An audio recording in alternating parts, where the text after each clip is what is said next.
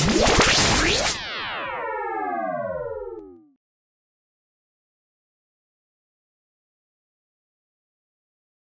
up? What's up? What's up? Welcome back, SceneDMS, Season 2, Issue 27. I'm losing count at this point. The one with the heist, man. It's Makam McIntosh here, back again with my boy. Deuce Wayne. I knew he was going to say that, so that's why I let him say it, because I'm not calling him that. But just welcome back to the show, man. As you can see today, some people may have forgot their laptop. Just don't pay attention to it. I got my phone with me, so it's all good. But yeah, man, dude, how you doing, brother? You didn't just forget your laptop, bro. You forgot your glasses. I forgot my shades too. Shades. You can see too. It hasn't been a good day. Oof. Has not been a good day. Oof. I've been good though, bro. Wow. Let me see. What? Oh, we're good. This guy's powers came my back. Dog. Waterfront Studios, brother. Try to tell you, brother. Got you. Anything you need. But yeah, what's going on, man? Nah, I've been good, bro. I'm not gonna fake it, act like I didn't just see you yesterday, but yeah. Oh no! Oh my god! I haven't seen you in a long time. Yeah, that's why I lost my glasses. We were actually doing some photo shoot, that kind of thing for. I mean, you rocking the shirt right now. So tough. For some of the gear. And also, you know what I mean, just to promote the pod, fam. You feel me? So just trying to make it big and feel me. But yeah, it felt good being in a theater, bro. It was we kind of theater out low key. I know we did. Reminded us back in the day. Again, people cheese. Bought some tickets. Who wanted to go shoot some content in the theater? Yeah, it was an old school theater though. Old school cinema. They were pretty chill. They weren't as bad, but they did have all the stuff, bro. Ices, all that stuff.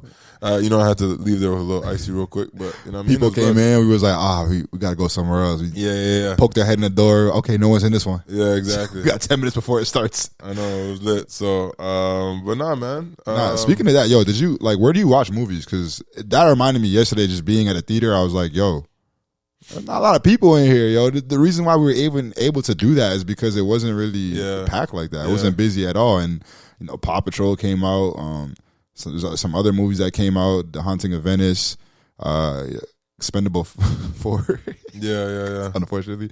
The Equalizer 3. There's a whole bunch of, good films. My Big Fat Greek Wedding, is that? I don't want to get it wrong. Third one. And it's like, it wasn't really packed. So where do people watch movies nowadays? Like, where do you watch your movies? I usually try to get to the theater. We like go to the theater, but if not, I just try to watch. I try to not watch as much new movies. As much as like watching a bunch of old movies that I haven't seen. I went to Letterboxd, I forget what day it was, and I just tried to look at a year because I want to go through and actually pick every movie that I've ever watched. Yeah. First of all, it's impossible to do that. It's hard. Because I went to I remember I started in 1994, just started the year I was born. Just because I started the year. This guy started the year as born. And then I went through and bro, there was like a billion movies, bro. Like I kept going and it wouldn't stop. And I was like, bro, I didn't know they made this many movies per year, right? Yeah. So I'm just like, yo, like I need to like, you know what I mean? Brush up on some of this stuff. So like I started like picking different movies that I thought I might like with the directors I might like and even obviously the actors and actresses. Yeah. And add it to my watch list. So I've been doing that, running down a lot of movies, different movies. So I haven't really watched as many new ones. Obviously, like I said, I haven't seen a lot of the new ones we were supposed to watch. So yeah. But as you know in SceneDMS, man, we more focus on giving people the older stuff for now. Yeah. So we kind of do it more live and direct, and you know what I mean? You guys get the new stuff, and you know what I mean? I don't know, Cineplex, AMC, Landmark, Imagine. What's the one in America again? AMC? Yeah, AMC. Is that AMC the one? I think it's AMC. I don't know, but all these theater places decide to sponsor us, man, and like give us, you know what I mean, access to the thing. Then you know what I mean? We might be able to, you know what I mean, go there more often and kind of do live shows and live reviews of the shows and stuff like that. You know what I mean? So, that would be dope. But man, issue 27, the one with the heist. Yes. It's a really good one. We're going to be talking about all things pertaining to heists in movies and films. We're not going to be specifically talking about bank jobs or just any. There's many type of heists. Yeah, I know. The criteria is kind of interesting. So I know. I feel like every episode is like there's always like a technicality. Yeah. Because there is. I feel like there is in film a lot. Because we try to put a lot of things into one category. And not a lot of things fit into one category. You know, sure. A lot of things fit into multiple different categories, and that's what we enjoy about it because it's not like a one lane kind of thing. Yeah, like you don't always. That's when the directors and producers and stuff like that come up with a different movie, and it's like not in the same lane that it's supposed to be in because it's like different. Then you have to make a own lane for that different, and it's like dope still. So yeah, I rock with it. Well, with that being said, like we always do, what are some of the good qualities that make a heist film a good movie for you, a good watch? Well, seeing as I don't have my laptop today, I wrote it down.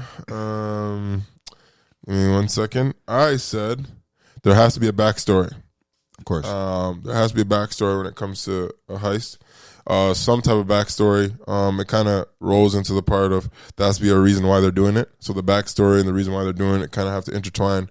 And then we gotta, you know what I mean? We gotta like a personal connection to why they're doing it. Because, you know what I mean? Because we gotta know their motivation. You know, because robbing banks and robbery is illegal. Yeah. And watching movies about robberies is like, we're watching other people do illegal stuff, right? Take big risks. So why are you taking that risk? And then that's what I'm saying. So like now we're thinking like, okay, like, so you're doing something illegal. Why are you doing that? Like, what makes you want to do that? And that's why we go see it, because we're not going to do it. We're not going to rob anybody or do any of that kind of stuff. So we go to the theater to see it. It's just like on planes. We want to see all that stuff we talked about.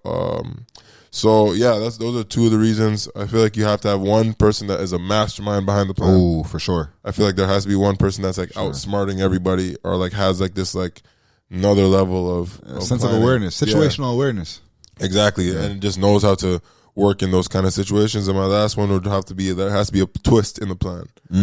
So, excuse me, we'll talk about it later in some of the films, but there has to be a twist to the point where maybe the plan might change, or what we thought the plan wasn't actually a plan, and the movie twist, and it's just like a bunch of twists. So like that's what I enjoy that kind of stuff. So yeah, what about you? That's crazy. We have a lot of overlap. For me, I think what makes it a rewatchable watch for me is, of course, the motivation, like you spoke about, because why are they robbing this bank? Why are they committing this heist? And there's many different reasons. Sometimes it's not for money. Sometimes it's for blackmail.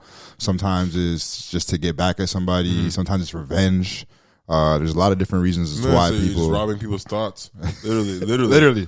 So yeah, we're gonna talk about that later. A master plan scene, I think that goes together what you're talking about with having someone that can organize and orchestrate the grand scheme of things and what's gonna happen. Thinking 2 steps ahead, not 1 step ahead. Kind of playing chess. You gotta have everything mapped out. You gotta know exactly what you're doing if you want to be successful at that heist. I think there has to be a gathering of the crew, like assembling the crew type of scene. I like those type of scenes where it's like, okay, we got this guy because he's good at driving. Got this guy because he's good at breaking, like the Ocean series. Like I feel like that's so dope. Everyone plays their part, knows their role. And then I also think, I just spoke about the driving, but there has to be a great type of getaway. Like there has to be some type of elaborate plan put together for people to know how to escape and get away scotch-free. Yeah. The unpredictable twist, I think, is one that you just mentioned. I think it has to be included in this genre, because if the twists aren't in this genre, then it's a boring movie, in my opinion. Like if it's just straightforward, especially because you never know. There's some successful cases in heist and there's some unsuccessful cases. So there has to be some type of twist. And that leads into my last point, which is the double cross. I think there has to be some type of double cross. There's always like, not has to be, but there's always that one character on the team that like takes it too far. Where it's like, bro, we said we're not going to go for the vault. We're just going to get the money. And they always want more. They're too greedy. Or there's a double cross where it's like, he set up something at the end where it's like, he's going to make away with the money and somehow get you in trouble. Just a greedy character. So maybe not a double cross, but it has to be that greedy character that always jeopardizes the whole plan because they just want more and they don't know when enough is enough. So I think those are the kind of the elements that kind of provide a great, enjoyable watch for me when it comes to these heist moves. Okay, I definitely agree. Obviously, as you said, we had a lot of overlap, but I feel like that's kind of how it works with these kind of movies and things like that. So, man, great minds think alike, bro. Don't be afraid to say that. Yeah, you're right. So, but with that being said, man, let's take a quick time out before we get into Act 1 of issue 27, the one with the heist. Yo, Dwayne, where'd you get that sweater? You mean this sweater right here?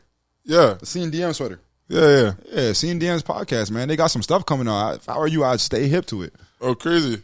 Man, where'd you get that sweater? Oh, I also got it from SceneDMS. What you talking about, Makai? I ain't never seen that before. What are you talking about? It says SceneDMS.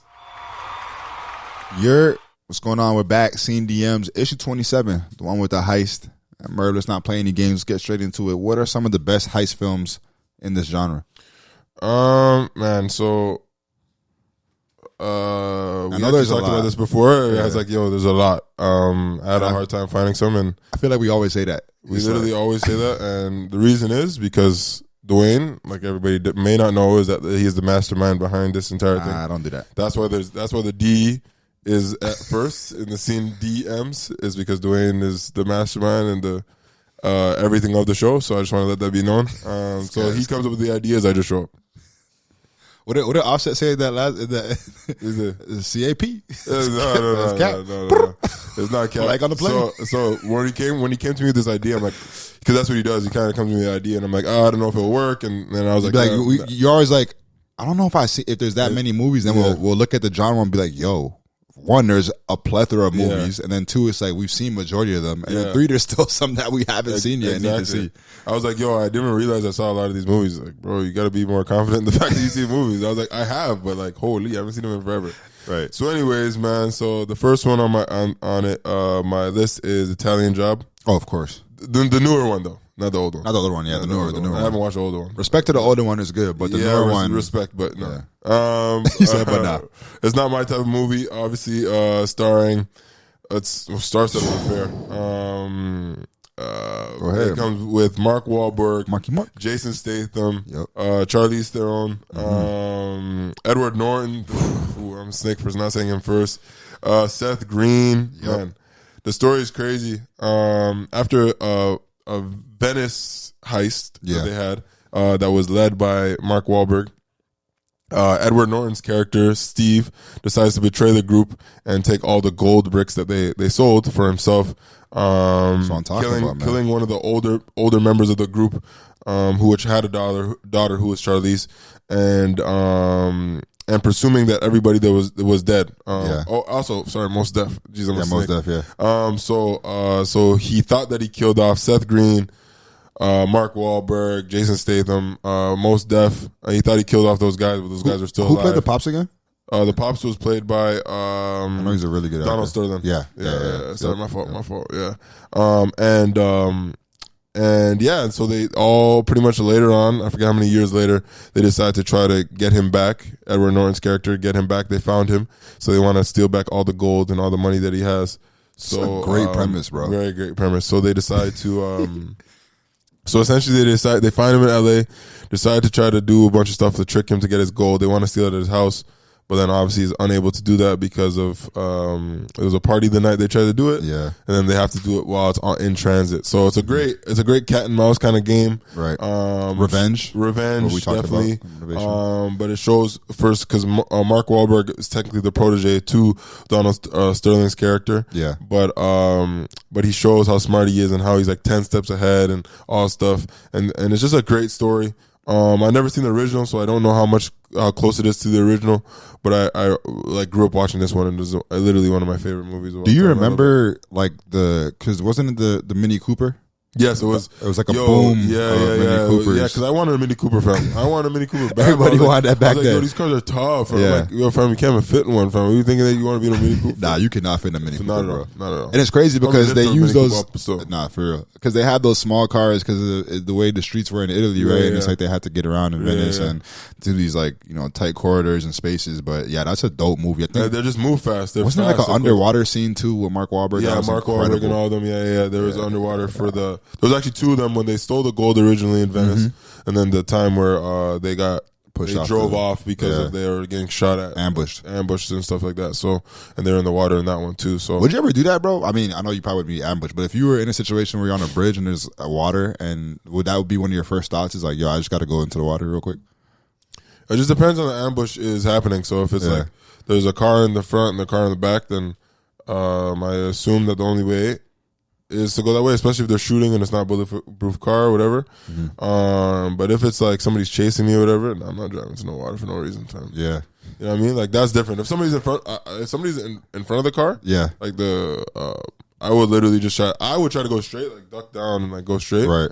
Like you know what I mean, and put the car in cruise control or whatever, and let the car just like keep going straight while I'm ducking, or like put my foot on the gas and just keep going. Because they had like a van, they had like a big van, one of those. I forget what kind of van they are, but so it should have been fine. But I know that when mans are letting off bullets, it's a little different. So I've been in the situation, so I don't know. But yeah, so Italian Job was number one. Great movie. We talked about this one in the cultural classics.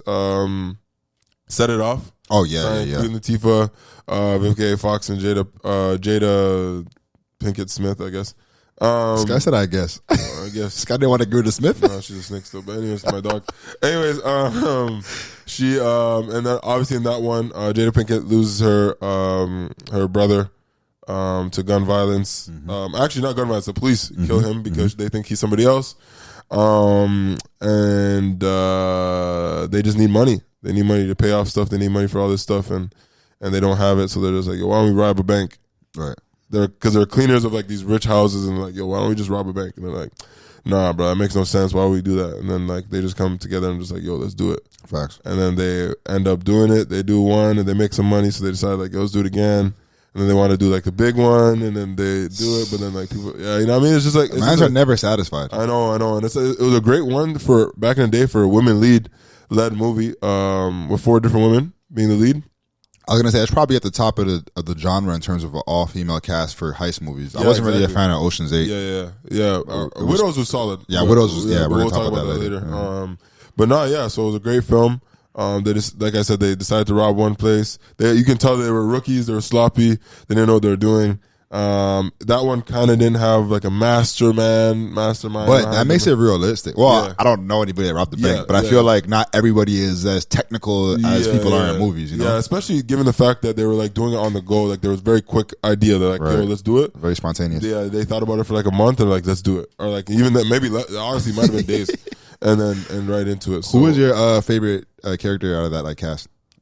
I would say probably Queen Latifah because she was just like hilarious. Yeah, and like very like, yo, let's do this kind of thing. Like very, but if the character I would have been was probably the other character. I forget her name. The one that was like all scaredy. If it was me involved in it, don't ever ask me to rob nothing. Still, get your stuff together, man. That would be me still. No, I got Inside Man for the first one. I think that's one of the best movies in that genre. Yeah. I think that every time Spike Lee and Denzel Washington link up, it's successful. Whether it's Mo Better Blues.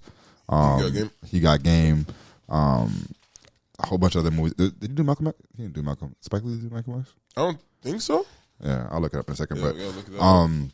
Basically, it's Inside Man creates a twisted time capsule and it throws you into like the late 2000s, the early 2000s, I should say.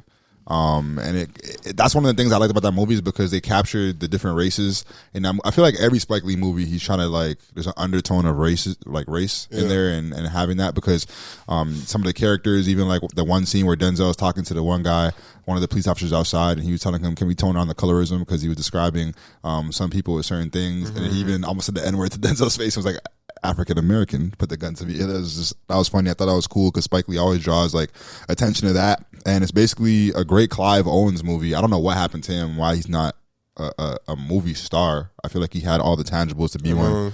Especially what's that one again? You know, the children, All the Children's Men or something like that. All the Children's Men or something like that. Yeah, banger. And he's a seasoned criminal mastermind bank robber. Who Dalton Russell's his name. And first of all, the opening scene, I love it, where he's just like, I'm gonna tell you this one time, the name, that's the who, that's the. And I like the style in which Denzel shot it because, that Spike Lee shot it because we always talk about unpredictability, and that movie is like, they could have showed the heist, whatever, but they decided to kind of tell the story through the interrogations. I thought that was cool as well. Denzel was very charismatic in that role. Felt like he was like always talking shit, like whether it was to the people, like even to the old ladies, like, oh, you didn't rob the bank, did you? Like the old lady's laughing. He's like, haha, like he's like, you didn't want like, like yeah, it's fake ass laugh.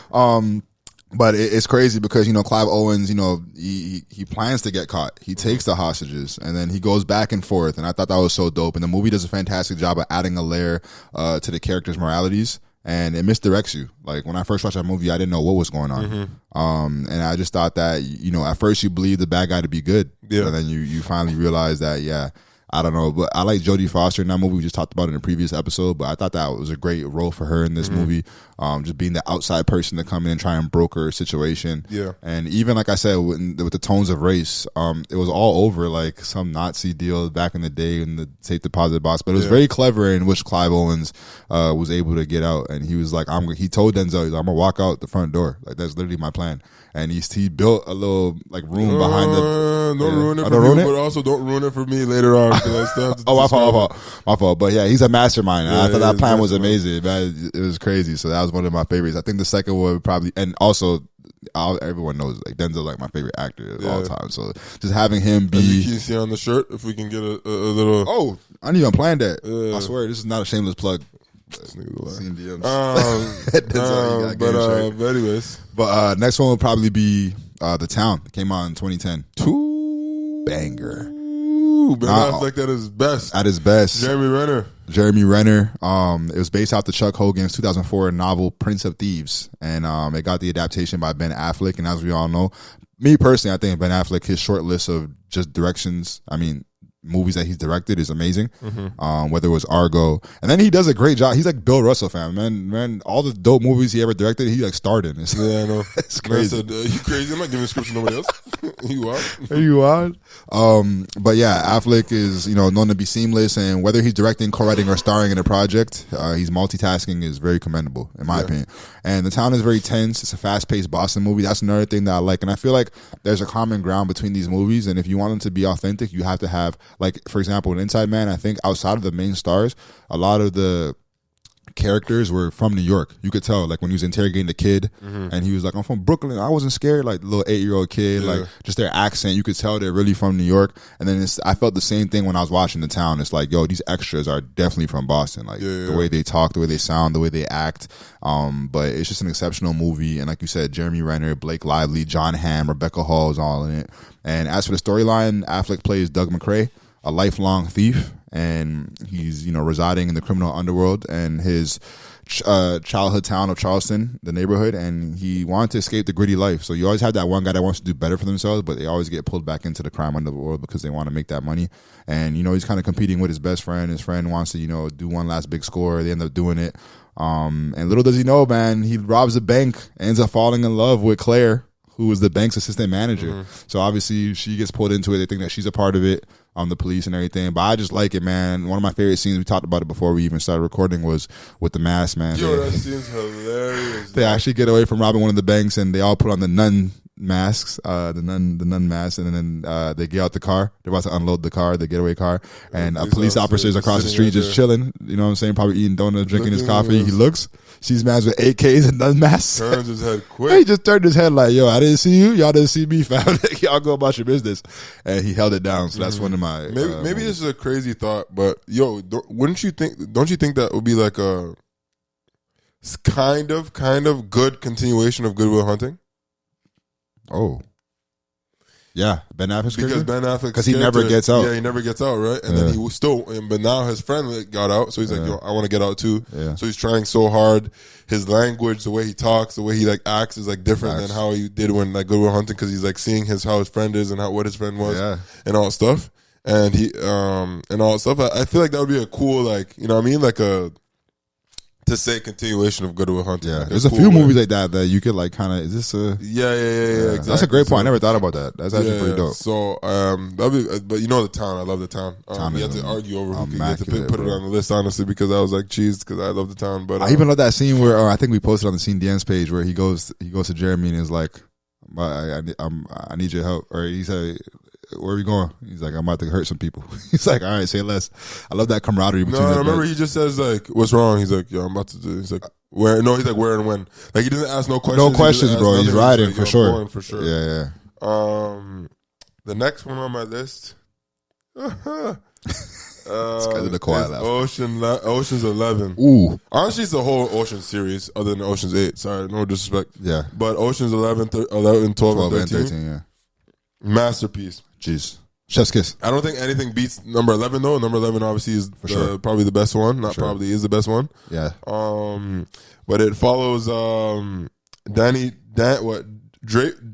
Daper. What's that? Sorry, audience.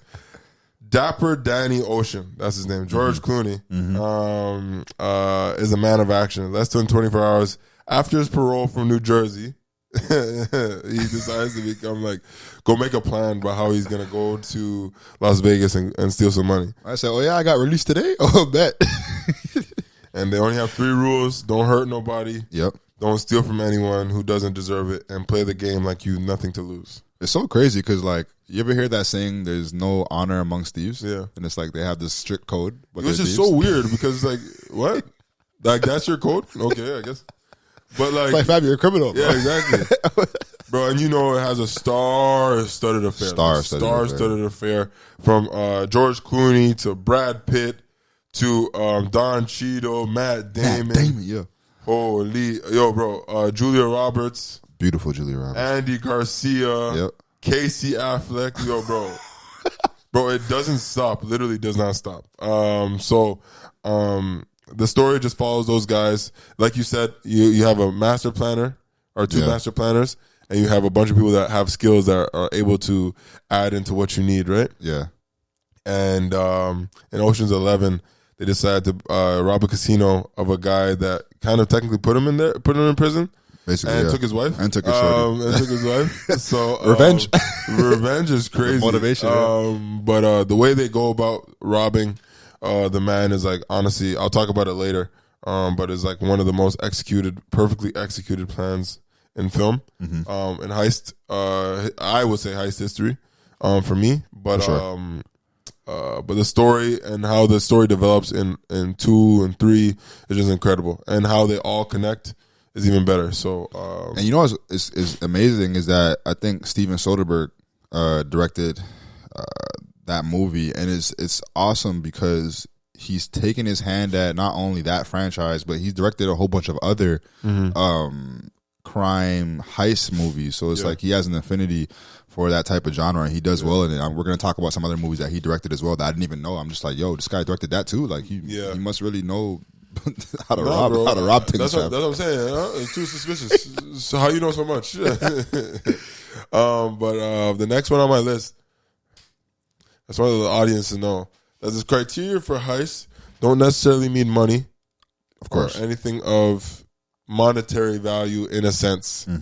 And we kind of forget that, and even to see this on the list, because I looked up heist movies, and to see this on the list, I was shocked. But Inception is an interesting one to be on this list, because Inception doesn't involve actual stealing of money, but it involves the stealing of somebody's idea in their mind. You know what I mean? Like, they try to like use sleep to go inside of Cillian Murphy's mind to convince him that his own thoughts, that he should give his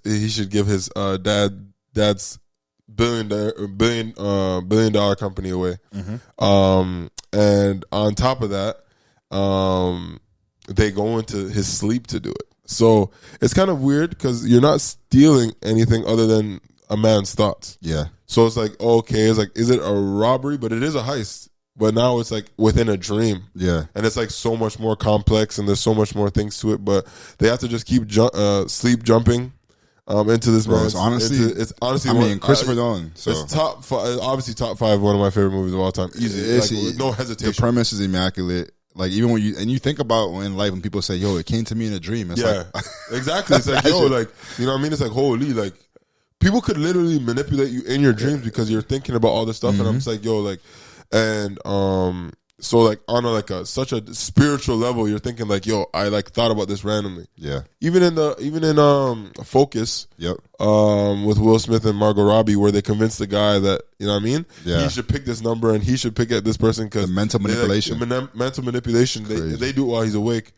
And he does it with, you know what I mean? They do it while he's asleep in Inception. And it's like honestly one of the most beautiful movies ever. I love the movie so much. I will like die on that hill of the movie being one of the best movies of all time. I love Leo too. Love Leo in that movie. So if you get a chance, watch the movie. I'm not even putting suggestions, but that movie's so fire. For sure. And is in the criteria of heist movies, so I get to talk about it again. You know, I love talking about that movie, so I get to talk about it again. So yeah. I got Heat next, man. 1995. I talk about this so many times on this podcast, but I love Heat. Such a good movie, man. Such a great movie. You know, Michael Mann is one of the masters at crafting crime thrillers, and I mean, he blessed us with movies like Thief, which is another heist movie that we could even throw onto the list if we wanted to, with James Caan that came out back in the day, which is a great movie.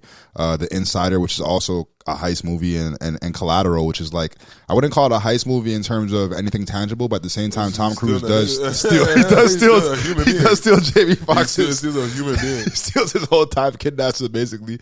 So like that theme of you know, robbing or stealing is something that's common between Michael Mann's direction in these certain movies, but it's a 3-hour epic movie. It's a gritty Los Angeles film. You really feel the streets. I don't know if you've been to LA, but you can really feel like just the setting, bro. He paints such a great environment of what LA is like and what that atmosphere is. I love the shootout. The shootouts are so real. They're so vivid. Like if you watch it in the theater, you could hear it even when they detonate the explosives, and then you hear, you know, that cool scene shot of all the cars and the windows exploding because of explosive. And I don't know. I love that movie because we talked about it before, but it's basically like, you know, Al Pacino and Robert De Niro going head to head. It's kind of as if we ever would have gotten a LeBron versus Kobe at the prime of their careers in the playoffs. Like Magic Bird type of exactly. In the finals. The mystique behind it was that, you know, they were good friends, and they've acted for a long time, seasoned veteran actors, but they never really shared the screen. They've been in The Godfather 2 together, but they never shared a scene together.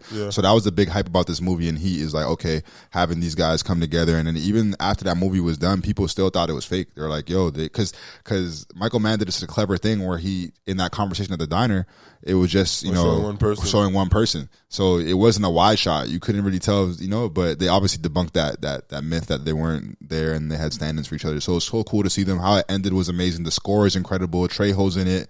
There's a whole bunch of other people that are in it, but I just love it, man. Especially De Niro. I don't know if I necessarily believe that. I don't know if I enjoyed the ending as much. I don't know. I thought it was the reason why. You know, it's based off a real story. Like the cop actually killed Buddy. Yeah, he killed him. Obviously not in that fashion. I read the documentary. I watched the documentary. I read it because he was a consultant. That's how Michael Mann even made this film. Is the police officer was from Chicago, and he was like, yo, I was chasing this one guy who's, you know, making a whole bunch of heists, and he actually liked them. He was like, bro, I'm inspired. Like, you know, he made me work hard, fam. He appreciated, he respected it, which is so weird to say. I know, it's a weird, like they had an admiration for each other. It was weird. It's like when somebody has like admiration for somebody that can like guard them really well in basketball. Exactly. Like, you know how Kobe used to talk about how like Tony Allen was like the best defender and all that stuff. It's like you want that challenge. Like that challenge is crazy. It like pushes out the best in you kind of vibe. So exactly. So obviously Penelope Cruz, a whole bunch of people in that, Natalie Portman. At a young age, incredible. And I mean, even the heists themselves were amazing, and it always like, one more, and it's like they weren't satisfied because obviously they pulled out such great stuff. And even when the Heat came on, they had great quotes where it's like, yo, never get yourself attached to anything, because if you see the Heat coming around the corner in 30 seconds, you want to be able to leave. And then it's like De Niro's character fell for that victim to his own discipline. And that's the reason why he even, you know, got in the situation he did. But I mean, you guys got to watch that movie. It's incredible. So that's probably one of those. My next one probably Reservoir Dogs, and I just like that. I'll talk about it quickly. 1992 Tarantino film. The reason why I like that is because they don't show the heist. So I think that's incredible. Which makes it interesting because how can it be a heist movie without actually showing the heist, and it doesn't even fit any of the criteria that we talked about? Yeah, that's facts. It doesn't. But I still think it's one of the best in terms of, because it's about the heist, and they have to, you know, the premise where they have to steal the diamonds. It shows them how they come up with it, and then it shows the unraveling of what happens between you know people when they have the friendship, the fallout, when they don't have the common goals, or when they fall under pressure and all that kind of stuff. So that's really dope, and I love that. Like I said, they don't actually show the heist, because then for me, it's like it's one of the mastery things of filmmaking, because it's like, okay, cool, we can show the heist, but now we're going to show the aftermath. We're going to show you what happened before, but also the aftermath and the fallout. And obviously it has the goated scene of them all walking in the suits, and you know, Mr. Pink and Mr. Brown and all the different names, and the funny stuff about, you know, the tipping and all that kind of stuff. So that was cool too, bro. No, definitely, man. I have a couple more real quick. Lucky Logan.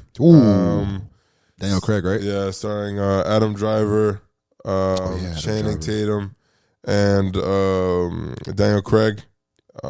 Killed it. It's based on two brothers who have like a family curse. They're trying to break the family curse. So Clyde and Jimmy Logan and their sister try to steal money in Charlotte, North Carolina, at the Charlotte Motorway in North Carolina. At a NASCAR event. And because of some situations, they have to do it during one of the most popular events ever. Like actual during the race, which is OD. They recruit Joe Bang, who is Daniel Craig. And it's just so cool how like they're able to like you know what I mean, do the heist, because like there was like a complication that happened, and then it wasn't supposed to. And, you know what I mean? You have to watch the movie to understand, but the movie is like honestly elite. Still, and it's one of my favorites for sure. You got to definitely check that out. And the last one on my list is Now You See Me. Now You See Me 1 and 2, but I'll just talk about number 1. Number 1 is it stars Woody Harrelson. What's the man's name? Jesse How you say his last name again? Eisenberg. Jesse Eisenberg, Mark Ruffalo, Morgan Freeman, Sir Michael Caine, Dave Franco, Islam Fisher. Like Islam Fisher, it's like a again star-studded affair as always. But it's interesting because it's about 4 magicians in their own right, you know what I mean, and their own like level of things that like come together to try to get into this like this place called the Eye, where like most magicians want to get into or whatever. It's like a society of people and stuff like that, right? So they try to get into that, and some of their tasks are to rob and steal and do a bunch of stuff, and they do such a great job of it. It's actually like elite. So and the way they do it and how they explain it and everything like that's cool. So incredible movie. Obviously the concept is crazy, the premise is crazy because they're using magicians. It's like you know what I mean, not thinking about like magicians like being doing this stuff and being in a heist. And first of all, I love David Blaine in real life, so I just imagine exactly. If I was him, I would do something like that. I know, right? Okay, as well. But nah, man, the movie's crazy. So that's my last 2 on the list. My last 2 really quickly, because I know we spent a lot of time on Act 1, but man, there's so many great films that we discussed. Probably Heist, 2001, is probably one of the lesser known movies in this genre. Yeah. But Heist is a David Mamet exceptional thriller that does its job. I mean, it has its tropes and it's does its job of having incredible, compelling storytelling. And, you know, Gene Hackman, one of my, you know, vets, one of the seasoned stars, as thief Joe Moore. He's a long, you know, we always have this trope in the heist movie where it's like he's a retired criminal. And it's like that one job that brings him back in. It's like he has to, you know, after being caught on camera, he quit and now he's content living his life cozily. But then after he gets brought back to do one more heist, and it's cool because there's like a whole bunch of double crosses in it. Danny DeVito's in it. And yeah, he has like his, you know, his wife is like, or his shorty is like one of his partners. You don't know if she's on their side or his side. He's like using her as a pawn. I think that was pretty dope too. But it's, you know, it has tense in negotiations. It has violent betrayals. It's fast paced action. It's blood pumping scenarios. It also has our guy Delroy, who's the black guy that's in the one in all those movies. Like I think his name's Delroy. I think his name's actually Delroy. Yeah. I love that guy, guys. The typical Jamaican uncle. But it's a great movie. It has a lot of good direction and dialogue. And the last one is Quick Change. I like Quick Change a lot, and I'll talk about it a little bit later. So in a different category, but yeah, that's pretty much the best like heist movies that are personable to us. Okay. But before we get into Act 2, let's just take a quick time out. I know we joke around a lot in SceneDMS podcast, but these sweaters are really serious. We're really serious about these sweaters. They're really good sweaters. They look great. Yeah, if you want to get connected, man, stay plugged in with the merch. We got it coming. We got hoodies, t-shirts, sweats, all that. So stay tuned. Deuce Wayne and Mikhail here. So check it out. We are back. SceneDMS. I'm here with my brother Merv. It's your boy Deuce Wayne. Act 2 of issue 27, the one with the heist. And Merv, I know this is very hypothetical if the feds is watching or listening. But if you were to commit a heist, if you were to commit a heist, if you were to commit a heist, I'm too tall to do it anyway. So they would know you for sure. Hey, I saw him playing the post last night. What are you trying to do? Like, come on, bro. But if you were to commit a heist, man, and of course it's all hypothetical. Like I said, I'll reiterate. Who would you want as the leader and the brains of your operation, character-wise? So is it based on movies or TV shows? Because for me, I have 2 different options. Okay. For movies, I'll have to go with your boy Dalton Russell from Clive Owen's character from Inside Man. Dalton Russell, because of the long con of like having a lot more people involved in the con. Yeah. Than what makes it seem like, you know what I mean? And then even to changing the parameters of the room. The room, yeah. To be able to do what you said earlier, to walk out. Like, you know what I mean? Like I said, I'm going to walk out the door. Man bumped into the lead detective at the end of the movie. Yeah. Dropped the diamond in his pocket. Bro, like that's what I'm saying. So like, man wanted to get caught. To even go in there with that mindset to the point where all the, spoiler alert, by the way, sorry, I forgot to say that. Yeah. If you haven't seen Inside Man by now, though, you're bugging. Essentially the man goes and he has so many different people that play the hostage and play the robber that it's like not even they know, or they do know, but they don't know who is like what. So then all the like regular hostages are just like, no, I saw that person. They were a hostage with me. I heard, remember their voice, da da da. And so like everybody's alibi is like airtight. Off, bro. You know what I mean? Except for the one guy, so except for Clive Owen's character. So like, you know what I mean? Like that planning, Impeccable. to even think outside of the box like that. Even like, then, he had like a fake because when he pretended to kill the witness. Yeah, because they said like, I said, "Oh, he tweaking." After that, he had killed the witness and all stuff, and it came back that it was like a fake blood, fake all stuff. They couldn't find a body, all types of stuff like that. So like, bro, like even the thought that goes into that, like I said, thinking outside the box like that, like makes him like a mastermind. And he stayed there at the bank for a week. Yeah, I know, bro. OD. And then my last one, first for movies, yeah, because that's, bro, chef's kiss, bro. Yeah, I don't know, like staying there for a week, being able to do all that. Chef's yeah, because most mans would have like, you know, they would have opened the wall the next day, 2 days, 3 days. Man, I'm staying there for 7 days straight. Bro, I don't care if I'm eating or drinking, fam. I'm staying here and I'm getting billions when I leave, fam. You know, yo, that would be hard still. It'll be hard still. It'll be hard. If I got my celly with me and my charger, I'll be blessed still. I'll be able to watch movies galore, fam. I'll be in there getting ready for Kick CDMs. up, fam. Kick up. But then for TV shows, I would have to go. I have one that's obvious. Not obvious, but one that's good. I would go with the professor from Money Heist. Oh yeah, he like knew everything down to the T, bro. Like down to the T. Oh my goodness, and was so smart and didn't do anything last minute. Always thought everything through thoroughly. Right. So I'd pick him. But the second one is kind of a dark horse, but also it doesn't make sense because in his show he's not robbing.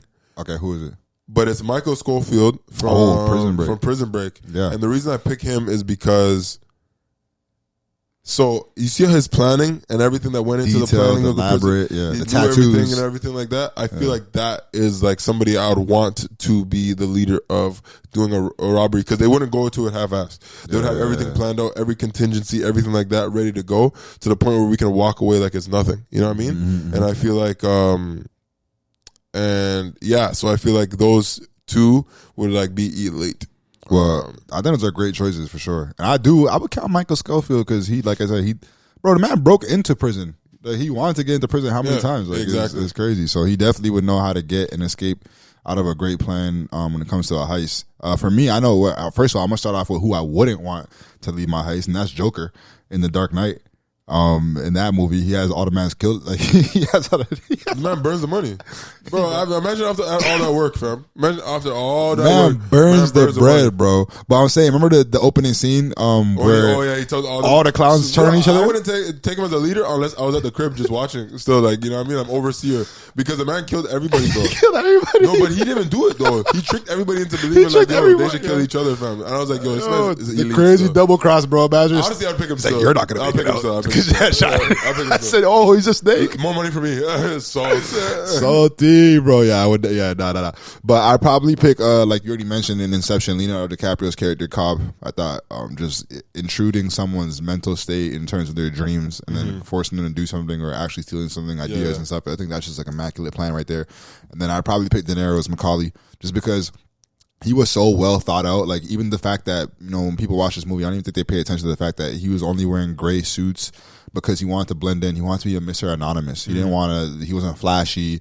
He was very to himself. Like, one of my favorite parts of that movie was when Edie asked him, like, what book you reading? He's like, why are you so interested in what I read, lady? Like, he's just so like to himself. Yeah. And then he has his rules, his discipline. And then I just like that there's that one scene with the stakeout, which actually happened in real life. They said that they were staking him out, his crew out, and they realized that he was preparing to rob something. And what happened was one of the officers, what happened in reality, one of the officers left the stakeout van and they went to go take a piss, and he heard like a noise, and like he's one of those guys. That's what I'm saying. I want him to plan my heist if I was to do one, because he's so detailed. He heard something and was like, that's not right. This noise wouldn't be made in this type of environment. So he knew, like, yo, everyone come on, cut out. And then he got them out, and then they couldn't arrest them because it was like, yo, they didn't do anything yet. They broke in, but like they didn't want to risk the whole investigation. But in the movie version, what happened was the police that was staking out, he like took a seat, and when he sat down and made like a noise in the van, and literally he was in the shadows, like just watching. He's like, nah, and went back in and told everybody cut, and then he saved his crew from getting caught that time. So I like, Macaulay because of his awareness, situational awareness, something we talk about a lot. But yo, when it comes to specific heist plans or scenes, what are the best executed plans that were on screen? Like, there's some heists that you watch and you're like, wow, like that was impressive. It might not be realistic, but it's like that was a great scene for a movie. So I think with with that, I would have to go with Ocean's 11 and Now You See Me. I'd have to go 2 because you know me, I'm terrible at picking. So I would have to go with Ocean's 11 because of both of them actually because of the misdirection. Right. Even for like us as viewers, you know what I mean? The misdirection of what we think is going on and what you thought you saw is just like so crazy and so dope that I'm just like, yo, like I don't know, bro. It's out of this world kind of vibes. You know what I mean? So I think that with Ocean's 11, is that what they pretended? Their ability to Julia Roberts. No. That's the second one. That second one, yeah. Their ability to set up a camera, set up the safe to make it look like the exact safe. Right. Change over the recordings, do everything so that it makes it look like, you know what I mean, something's happening that's not happening. And to us, it's happening. Yeah. To us, it's happening for us. And then to the point where now the guy has to go check out his money, and as soon as he calls the police have to come up and sweep it. Yep. And you see how much easier that is? It's like it reminds me a lot of how Mark Wahlberg's character was in Italian Job too, because he's just like, yo, like no killing, no guns, no nothing, because you don't, you know what I mean? Because you do it so thought out that you don't have to see people. Right. And essentially that's what it was. Like, you know what I mean? They ended up, I don't want to ruin the movie, but like just the misdirection of Ocean's 11 was like honestly unbelievable. Elite. And then the misdirection of Now You See Me. I remember the bridge scene was the craziest misdirection I remember in the movie. Yeah. And the execution of that was OD. Would it be realistic? It would be like everything would have to go perfect for that to happen. But even just the misdirection of thinking that somebody's dead and they're not. Using mirrors to think that something like a safe is not there or things are not there. Like, you know what I mean? Like it's, bro, OD. Fire. So, I could say that those were honestly 2 very well thought out and executed plans when it came to Heist and On Screen. Those are some of the 2 that I like just because of the misdirection. I think anything that you make somebody think something's happening or make them see what you want them to see kind of vibe, I always vibe with that because that's like, yo, you never know what the person's next steps are. Yeah. So you can't even go into the movie assuming that already. So, and we always do because we, as moviegoers, we always assume what what they want us to see. Like, you know what I mean? The golden rule of film when it comes to somebody dying, remember we talked about it, is if you don't see them die on screen, then they're not really dead. Yeah. At all. Because they can always. That's why a lot of people do that on purpose. Directors to leave it open for the possibilities of a sequel or even just a twist or anything like that. Because you never know how viewers might like it or how the testing might go. That maybe they're like, oh, we just didn't like that, so you can go back in and boom, add that person back in without having to change the entire story. So that's a good point. So yeah, what about you though? I have Quick Change, 1990 crime comedy starring Bill Murray, and it's actually one of the movies, I think the only movie that he directed. It's dope. It's a disgruntled man who plays, plans to rob a bank in Manhattan. Yeah. With the help of his girlfriend. And the reason why I like the execution of this is because he goes in dressed as a clown. So he goes in dressed as a clown, like literally like a clown, like everything, like he's like doing a work in a party. He goes in, he has explosives on his chest, dynamite. He has a gun in his hand. You know, he ties up all the hostages and everything. His girlfriend actually is one of the hostages, but like we don't know that when we're watching the movie. Yeah. His best friend is also one of the hostages. We don't know that it's part of the movie. Yeah. His best friend acts like he's like some, character that's like so scared and shook and is throwing up all the time. And so like, basically the cops come, they basically send the National Guard, everybody. They're like, yo, what are your requests? Negotiating with him.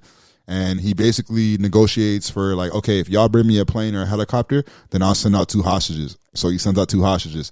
They bring him like a bus. They bring some food or something like that. He sends out his girlfriend and his best friend, and he comes out himself, but like he obviously undresses as a clown, takes off the makeup and everything. So like he's like coming out all scared, like and the police are like, like thinking it's a hostage because they think they're still talking to the clown inside. Yeah. And literally, the police, like he gets away, like he gets away with the bread and everything.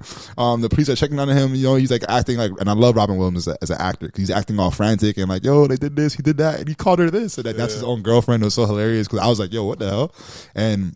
It was funny because he had a little bit of makeup on behind his ear, and his girlfriend had to wipe it off while he was talking to the police and everything like that. And they got away. And the only thing about the movie that made it funny was that they couldn't leave like New York because they were trying to get to the airport. They had the flight set up, but then these roads were blocked off. So they had to then they ran into the mob. Yeah. It was like, I love that movie, but just that execution of going in dressed one way and then coming out as if you're like helpless. I don't know if that'll work today because it's cameras and CCTV and people are too like detailed, but like that is an incredible plan. And then I'd probably have Triple Frontier. We talked about that, but yes, the execution for me in the sense of you get your mans that used to be in the military and everything like that, and then you guys draw out, you guys use a female informant who also works for the drug lord. You draw him out. You know, his family only goes to church on Sundays, and the whole family leaves.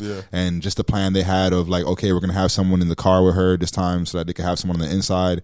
They take out the 2 or 3 guards, and then they're looking for the bread. They're looking everywhere, can't find it, and they realize like they're getting mad at the leader, Oscar's character, like, yo, I thought you said there was bread here, bro. Like, where's the? We did all this for. Left and did all this stuff, bro. Then they found out the house itself is the safe. That's the crazy. Like, as a boss, that's tough too. Like, well, not. I don't know. You gotta have. You gotta, I don't know. You gotta have, I don't know. Oh yeah, you'd be tight if it's an earthquake or like like a forest fire. Or anything happens to your house. Yo, you'll be tight. Sick. But this guy had. But also, like, what do you think that he did to like the builders? Like, well, they knew that the money was in there because they built the house. Oh, so, they like, did. what do you think they killed him on some Joker stuff? Yeah. Oh, great job building my house, guys. Yeah. Because it has to still. Because there's no way that somebody builds your house and they're gonna be like, yeah, this man put the money. Like, unless they're signing NDAs, and NDAs don't do nothing nowadays. What is the? So yeah, they had to basically break the drywall because literally the money was made. The drywall was made of the money.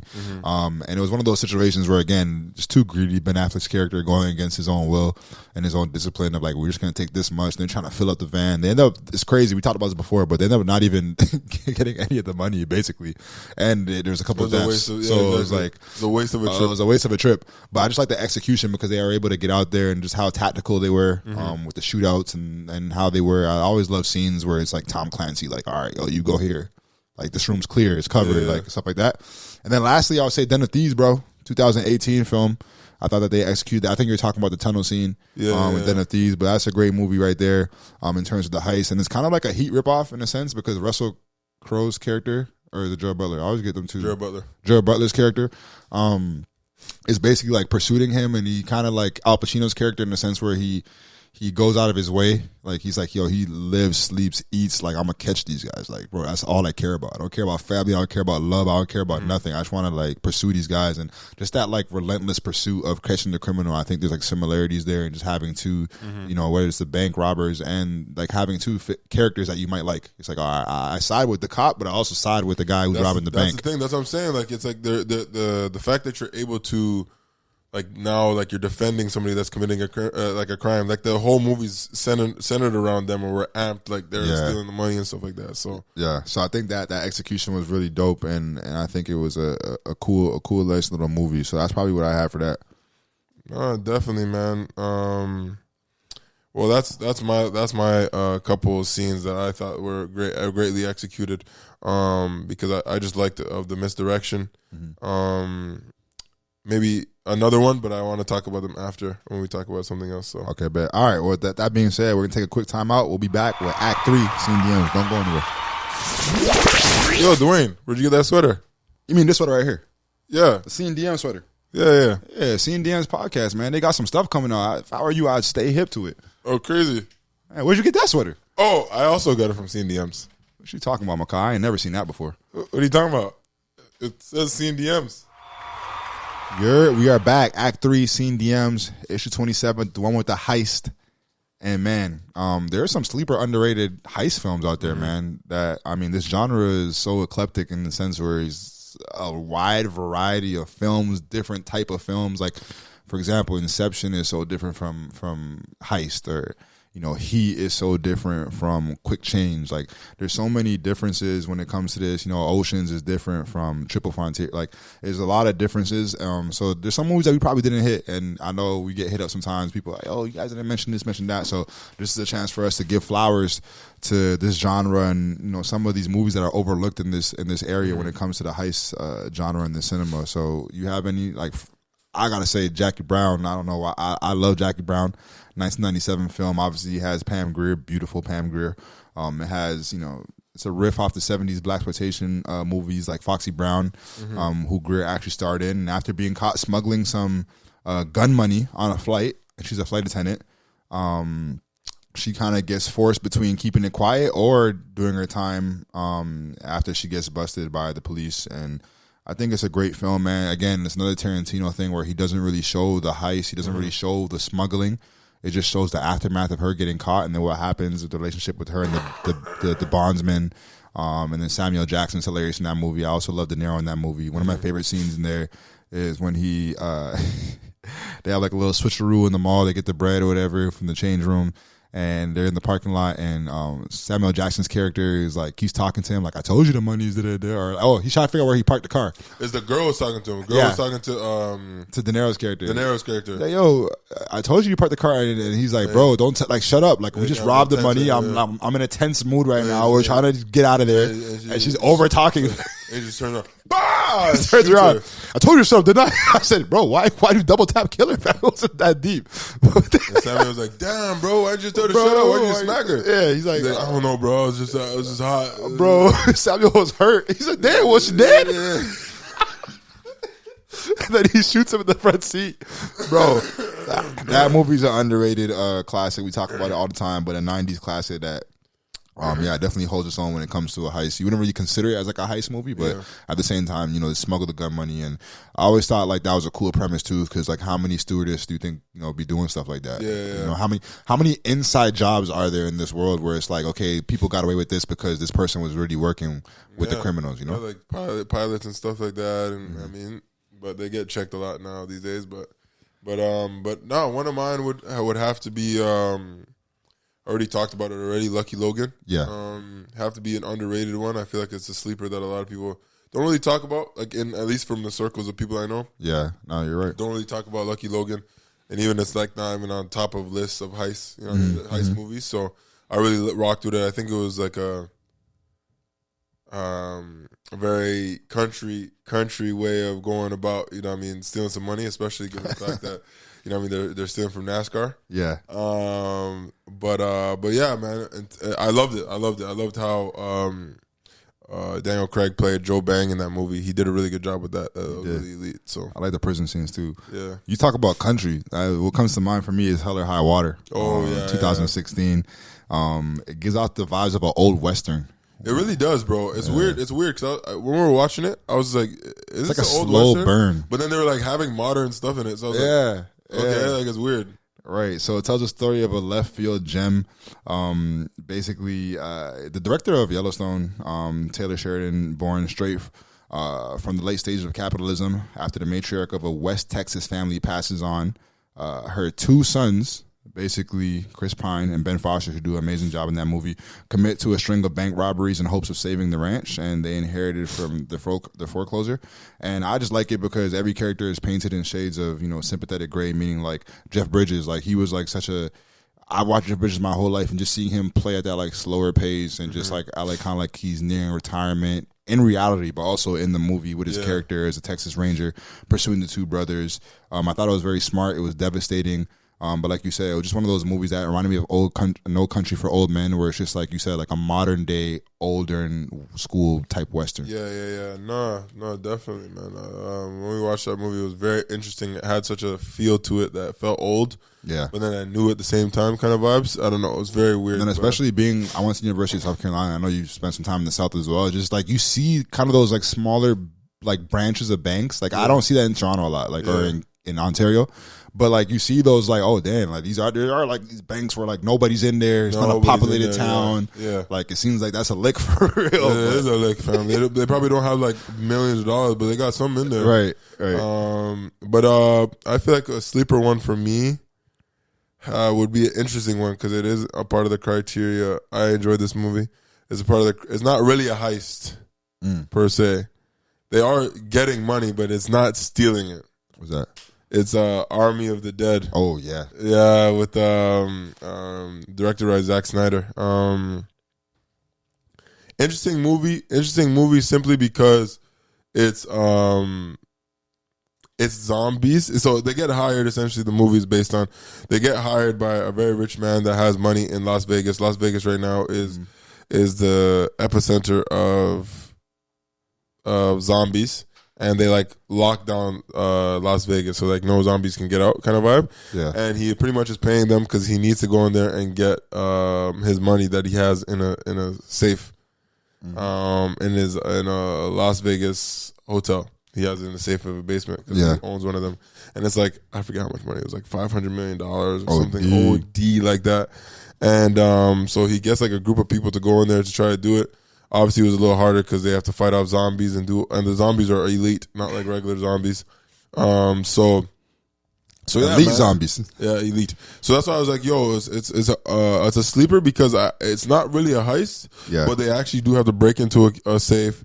They have to do all this stuff to a safe to make sure they're able to get into that safe and everything like that. So that's a great pick. Yeah, so the pick is definitely a very interesting one, but I think that's a sleeper for me. I think another sleeper, and we just talked about this, who I was alluding to before in the previous act, but Soderbergh, Steven, he also did Out of Sight that came out in 1998. It's a crime thriller. George Clooney at his best. I love the kind of chemistry that he has with J-Lo in that movie. It's really good. She does a good job in that movie as well. But basically, it's where Clooney is a megawatt stardom. This is after like he starred in the ER show. So this is like one of his first kind of movie roles that actually stuck. But his Jack Foley is a bank robber that manages to escape from prison and promptly goes on the hunt for a cache of uncut diamonds that he's heard about while he was on the inside. So even the prison escape was like hilarious. It was funny. But it's so funny because it has so many like scenes in it, like Bob when he gets killed with the shotgun on the stairs. So many quotes, and it's just crazy because J-Lo is the marshal, Karen Cisco, and it's like she's also in pursuit of him as well. So I always like those kind of scenarios where it's like, hey, the guy is robbing the bank or he's robbing this, and the person that's is pursuing him it's kind of like Money Heist. Money Heist has that exact same trope where it's like the shorty falls for him, like the professor. You know what I mean? Like when she was an officer, and it's like it's always cool where it's like, bro, the criminal seduces the person that is supposed to be stopping them from what they're doing to the point where they might want to join their team because at the end of the movie, J-Lo even helps him out a little bit. So even though she does her job, she still helps movies him all out. day for you guys. My fault. Sorry, bro. We've been spoiling all the movies. I feel like we do it all the time anyway, but today it just seems extra. I don't know why, but yeah. But those are that's one of my favorite movies. And it's crazy because Soderbergh and Clooney would link up again for the Ocean's 11s. Mm-hmm. So it's like they kind of just reconnected when they came to the heist genre. Okay. Well, that's. I don't know if you have any more. I have no more. Would you consider Point Break a heist movie? I mean, they robbed banks a little bit. They did, but I feel like it was like for like a second. I mean, I feel like it was like how we kind of did the criteria for Flight. I like how they had the president's mask. Oh yeah, that was dope. That was dope. That's something that we should talk about for initially for what makes a good heist movie is a disguise. Oh yeah, like in Baby Driver when he says the Michael Myers mask and he actually goes and gets like the person Michael Myers, not the actual horror guy Michael Myers. He said, "Yo, Michael Myers." He said, "Michael Myers." No, not Austin Powers. Like I want that was hilarious. Speaking of Baby Driver, that's also an elite one too. Sleeper, not really a sleeper. People know about it. People know about it. I would say. Real quickly before we end this act, Widows came out in 2018. It's another all-female cast. Mm-hmm. Viola Davis was her thing in that one. Crazy twist at the end. Crazy twist. One of my favorite scenes. Shout out to Uche. I think he hit us up one day and was like, "Yo, what movie is this from?" And it was a scene where Buddy was rapping. Oh yeah, in the court. And he's like, "Yeah, keep going. Keep going. That's fire, bro. Keep going. Yeah." And he's all up in his face like, "Yeah." And I was like, "What the hell is wrong with this guy?" And then marks him. Yeah, I know. And it's hype man, crazy. And then I'd probably say Thief. I mentioned it prior, but 1981 with James Caan, Michael Mann movie. It's a film noir movie in that genre. But that's. Oh wait, I gotta say Takers too, just for. Definitely a classic. Yeah. And it's one of the first movies I saw Paul Walker. Where I'm like, oh, this guy could act out. I mean, obviously, he's been in other movies, but I was like one of the first movies where I'm like, yo, this is not Fast and Furious, and he's doing something else. I thought it was dope. He did a great job in that movie. Still stealing just like he doesn't. You're right, but I don't know. Seeing him kind of like a different role as Brian, but I guess it was kind of similar. Yeah, but Idris Elba killed it. Chris Brown did his thing, and then Matt Dillon as the ones pursuing them was amazing as well. So that kind of wraps it up. This is the Let Me Put You On segment, part of the show where we provide one TV show, one movie as a recommendation for you guys, and Merv and myself will never leave you astray. And like I told everybody, man, if you have any suggestions on what you'd like for us to talk about and discuss, hit us up on all of our socials, whether it's SceneDMS page on social media, on Instagram, Twitter.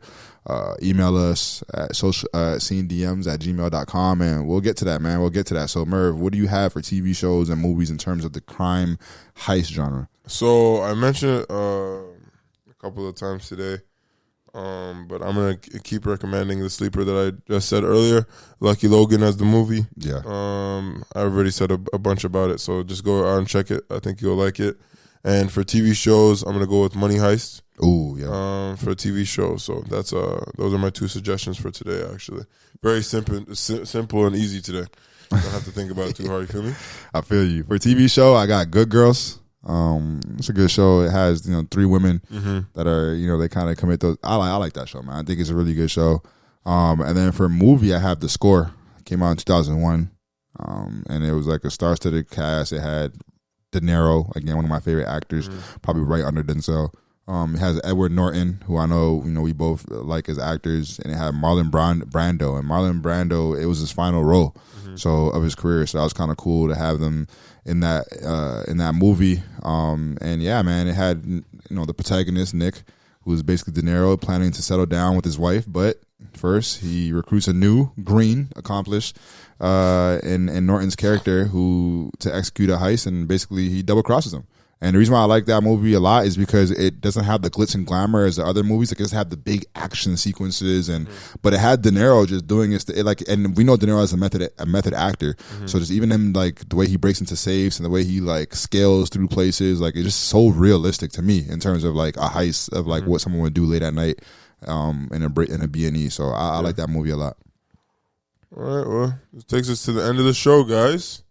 It's been a good one today. It has a lot of robbing and stealing today, but it's been good though. I liked it. It was we should have named it the one with the teeth, but I was thinking about that too, but it was just been too much. Too I feel like it would have been too much for the people. I don't know how this about teeth. Me? For the people that would have been too much. You feel me? But no, man. It was another good day, brother. Yeah, I appreciate you, man. Always been fun to share with my brother, talking about things we love, movies, cinema, everything like that. And it's been amazing. So we'll see y'all next week. Same time, same place. See ya.